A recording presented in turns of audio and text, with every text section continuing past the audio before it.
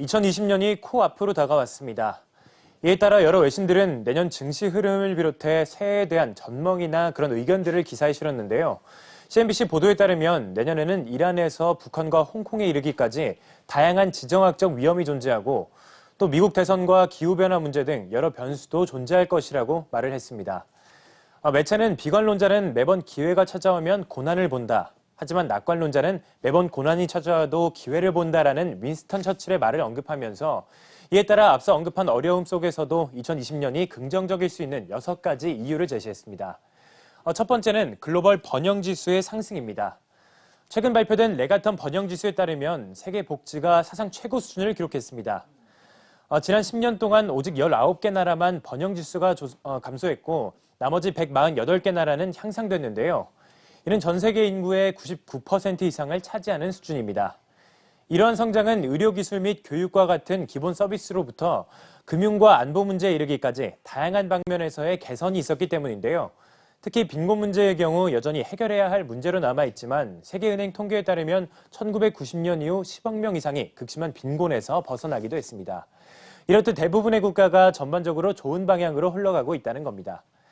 두 번째는 세계 최악의 지역들 중 인불 국가가 점점 나아지고 있다는 겁니다. 그러면서 매체는 우즈베키스탄의 사례를 소개했는데요.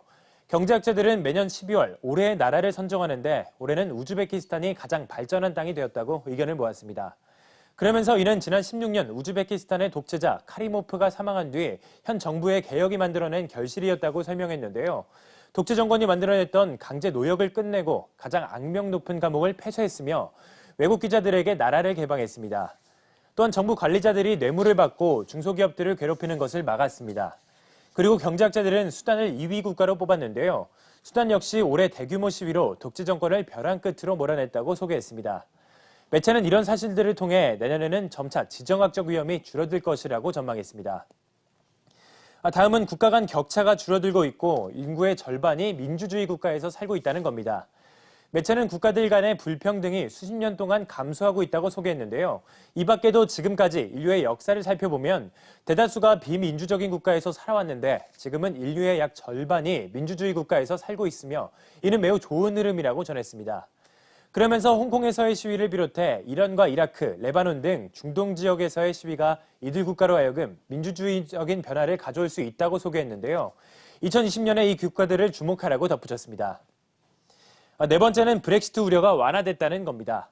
브렉시트를 이행하기 위한 탈퇴협정 법안이 영국 하원 관문을 통과하면서 노딜 브렉시트에 대한 우려가 완화됐다는 건데요.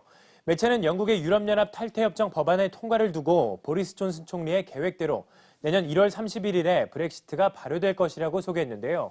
그러면서 길었던 브렉시트 논란 끝에 일정 수준의 불확실성이 완화되면서 내년 글로벌 시장도 안도감을 제공할 수 있다고 전망했습니다. 다섯 번째는 사람들이 점점 더 똑똑해지고 관대해지고 있다는 겁니다. 매체는 빌 게이츠의 말을 인용했습니다. 빌 게이츠는 사람들의 평균 IQ가 약 3 정도 상승했다고 말했는데요. 그는 오늘날 우리는 어렸을 때부터 핸드폰이나 지하철 지도 등을 보면서 수많은 기호들을 해석하고 추상적인 사고를 기를 수 있다는 그런 환경에 놓여 있다고 얘기를 했습니다. 그러면서 사람들이 점점 더 똑똑해지고 있다고 말했는데요. 그리고 100년 전에는 오직 20개 국가만 동성애를 합법으로 인정했지만 지금은 100개국 이상이 합법으로 인정한다며 사람들이 과거보다 더 관대해지고 있다고 설명했습니다. 그는 여성들의 사회적인 지위가 높아지고 있다는 것도 이를 뒷받침하는 사례라고 말했습니다.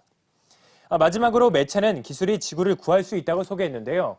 첨단 기술의 발전은 의료 서비스를 향상시키고 나아가 기후 문제를 해결할 수 있다고 말했습니다. 예를 들어 대기로부터 직접 이산화탄소를 제거하는 기술을 개발해서 기후변화 문제에 대처할 수 있다고 말한 겁니다. 매체는 이렇게 6가지 긍정적인 이슈를 소개하면서 다가오는 2020년에 많은 위험 요소들이 거론되고 있지만 우리로 하여금 균형 잡힌 마음가짐을 지니라고 조언했는데요. 문제점을 해결하는 사람은 바로 낙관론자들이라고 강조했습니다. 지금까지 월가 브리핑 전해드렸습니다.